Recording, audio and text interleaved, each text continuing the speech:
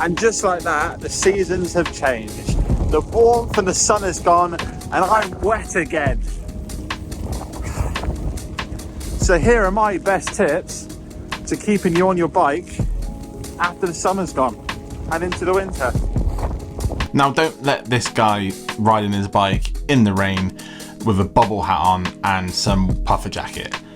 I left the house knowing it was fully raining, and that's what I chose to wear. But don't let that put you off, because I seriously have some good tips and I like to share them with you in this video.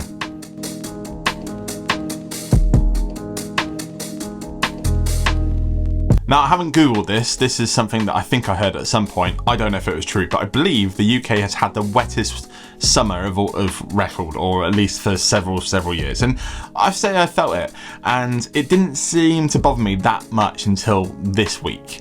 For those that don't know, I spend most of my week making YouTube videos. The rest of the time I split between looking after my daughter, and I do some work for a company called Pedal Me, which is a bike courier company, and I ride around urban arrows all day long in London delivering stuff, and it is sick. But it's got particularly wet this week, and not only that, it's got particularly cold, so it made me realise that it's time to ditch the summer cycling attire and shift things up. I need to think about my waterproofs that I'm wearing, warmth, and a few little niggly details. So I thought it's the perfect opportunity to make a video all about it. So let's get started. Some of you may know this, I don't like Fenders. I don't like the way they look. Sometimes I look at a bike, I'm like, huh. But most of the time, I don't really notice them. I just personally not a massive fan. I know that's going to stir some of you up, and you're going to be in the comments right now going, what do you mean? I actually would love to hear why you love the look of them so much in the comments, so feel free. But I'm not going to stand here and try and say that they're not practical. They make perfect sense. They keep you dry. They make sense. I just don't like them that much. That's a conversation for another day, perhaps. But when I'm thinking about keeping dry on the bike, I like to think from the ground up. And the first thing that hits the ground is your bike. So the first thing that I always think about is fenders or something like that. And I don't use fenders all year round. Most of my bikes through the summer, I either use an air saver or something else, or most of the time I just don't use anything and just get a little bit wet sometimes. But there is no denying that a fender is the best way to keep the road, I don't know what I was going to say then, but the water from the road spraying all over you, because if you're getting sprayed from the ground as well as the sky, then you're already double losing. So fenders is the first one. As far as what I use, as a lot of my bikes are 26 inch, as most of you know, I go for SKS. They make all sorts of different fenders for all different bikes, and have several different types of different ones. I've used a bunch. I'm going to put a name of my favourite one on the screen right now, because I can never remember the name of it, but it's the one that's on this bike now. It's just the way that the actual the rail works on the actual fender when you're adjusting it, just like it slides really nicely, and it's a really easy one to attach and fit, and you don't need to cut the bars afterwards. That's one thing I do hate about fenders, or some fenders, is when you have to then like cut the bars that attach into the wheel. Like, I like it when it just slides and adjusts, and you can also then take it off and put it on another bike. You've not like fitted it for that bike forever. You could also obviously go well bougie for like something like the orange ones. Those ones are actually really amazing. I do kind of like the look of those, so I might eat my words a little bit there. And then the last one is R-Savers. Now, R-Savers aren't quite a fender, I realise that, but they did, was it last year or the year before now? They released the Wind Wing. R-Savers actually sent me a bunch of stuff for the season, including the Wind Wings. I've wanted to try one of these for a while, and I still haven't managed to put it on my bike because I've been busy doing some other bits and pieces, but I have 2 builds that are basically finished, that they are going on maybe this week actually, so I'll be sharing a lot more about these soon. But essentially, and I'll put a photo on the screen now from the R-Savers website, but this plastic bit goes straight onto the rear triangle, and then this goes straight above the wheel. It's a really slick way of protecting the rear end of your bike, and I think they look quite nice, and they apparently work flawlessly. So I won't say too much about them because I haven't tried it yet, so that'll be coming soon. But Cheers, ass savers.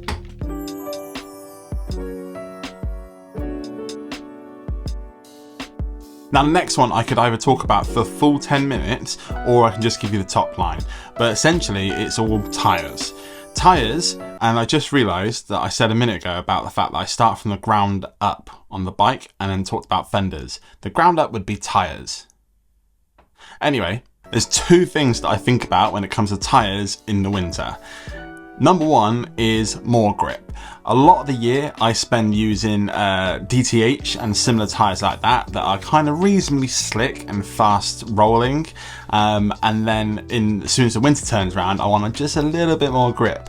A good one is some that I've used for years is Billy Bonkers. But Billy Bonkers then goes down in the list when I say what the next thing is that you need to think about, and it is puncture protection.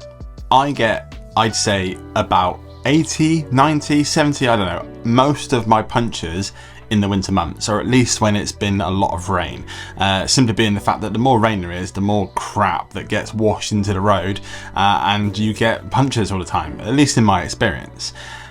The reason I don't like Billy Bonkers too much is the fact that the casing is reasonably thin for the type of terrain that they're designed for. They're designed for like pump tracks and kind of like a little bit of urban riding, but they are like a dirt jump tyre, so they aren't really designed for like commuting as such. But one tyre that I do really like using in the winter, and I used all last winter, is actually the Panaracer Gravel Kings. I was never really a big fan of Panaracers, the Gravel Kings in particular, just because everybody had them on their bike, and I realise now that I say that, but so does everybody have Billy Bonkers or DTH. But my point is, I didn't get the hype too much, but once you actually use them and ride them, they feel amazing, and they do work really well in poor conditions. Like I said, I had some really, really heavy rain and dirt last year, and they were flawless. I had loads of grip, and you can set them up tubeless as well. So if you have got some rims that you can fit them on tubeless with, that's going to help you out even more when it comes to flats and stuff like that. I could keep talking about tyres, and you know I can. I've made videos all about tyres, but I'm going to leave it as that. Add a little bit more grip, just so you got, especially when it gets colder and there's a little bit more ice. So a bit more grip's going to help you out long time, and then find something that's either got a thick heavy casing, or something that you know is either tubeless, or something that you know is good quality, which is a great example is the Panaracer Gravel Kings, because they are really well made tyres, so they're usually pretty good. Now a quick one just before we move on to the next part, which is lights, which is a very important part of the conversation, is I had a message the other day saying, I love your stickers and I love the crusty crew, the proper crusties and the saver bikes and stuff, but can we have another logo sticker? Which is fair enough, because I've not done one of those in ages. Well, I can kind of do one better. My friend Max made me this ages ago, and I got them printed into stickers and then forgot they existed. I've been cleaning the studio recently and found these. These little Second Life bikes. This is if I was like way more hipster and had like a bike shop in Shoreditch or something. So if you fancy one of these and you want to stick one of these somewhere, potentially on your bike, you can get them on saveoldbikes.com, along with other stickers that are available. I'm pretty low on stock on a few. I've just done a big restock on some of the favourites, so there'll be some more soon. But if you fancy picking up one of these, you can. So the next thing to talk about is being seen. There's two ways to be seen once you're riding a bike, especially at night time. First one is decent bike lights, and then the second one is clothing, which we're going to come on to in a moment. But let's start with lights. So the sponsor of today's video is actually Magic Shine.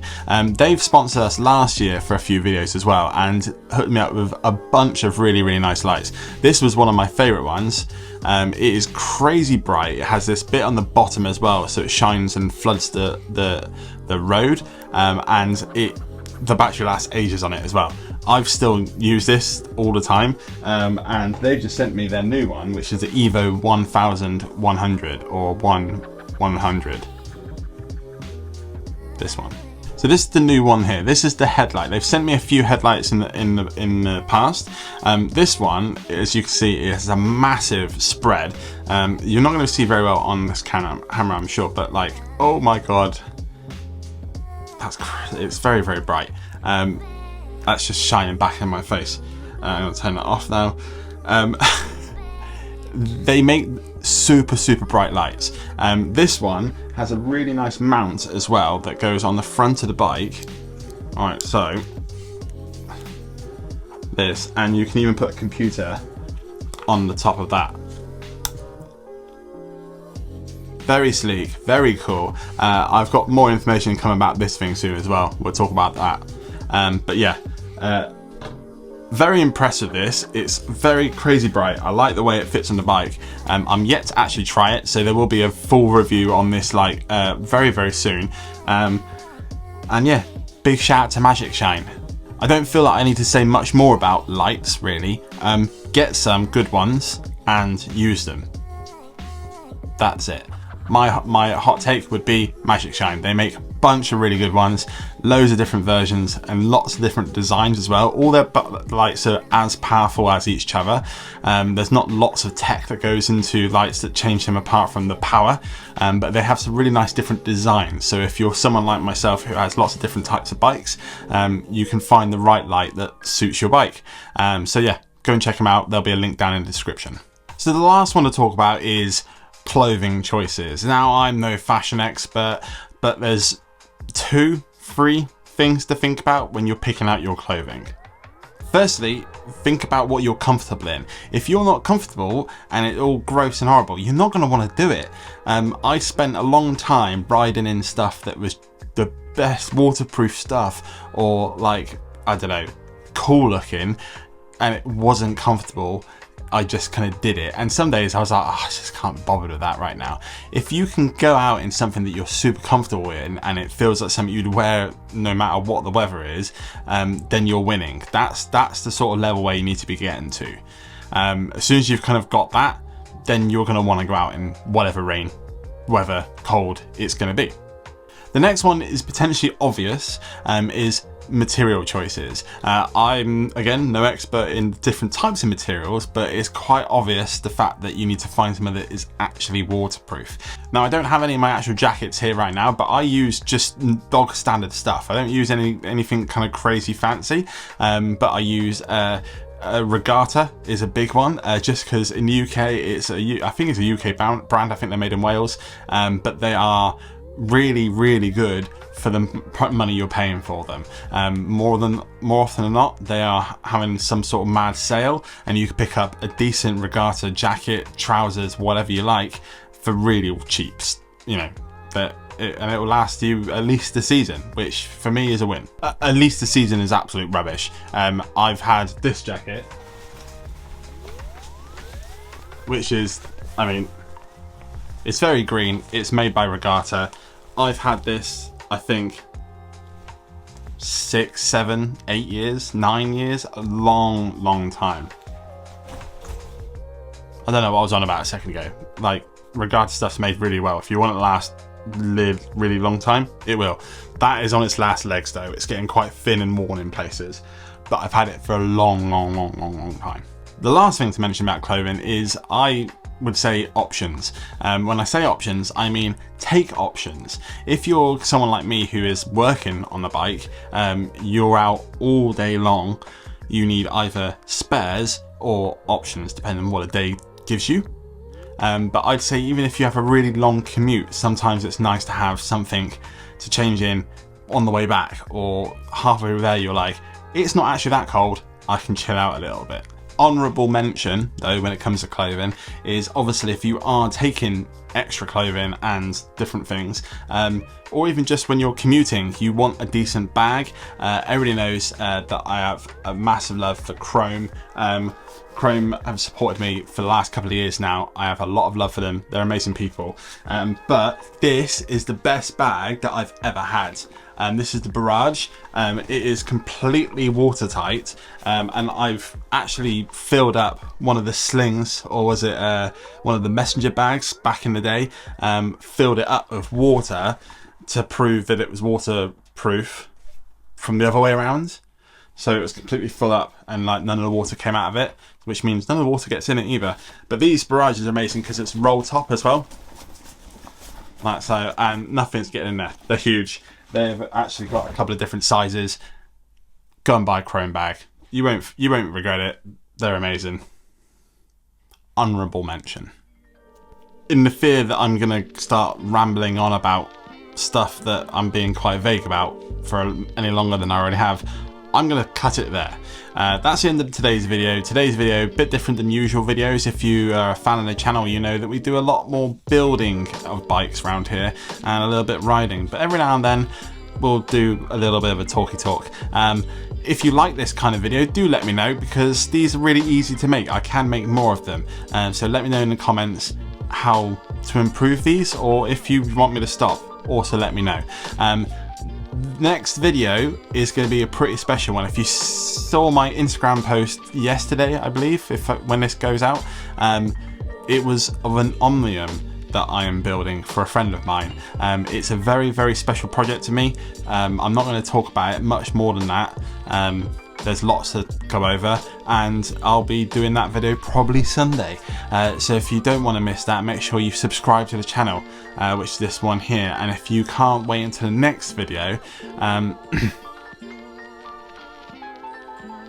I just realised it's meant to be the other side. So if you fancy subscribing to the channel, you can press this button here.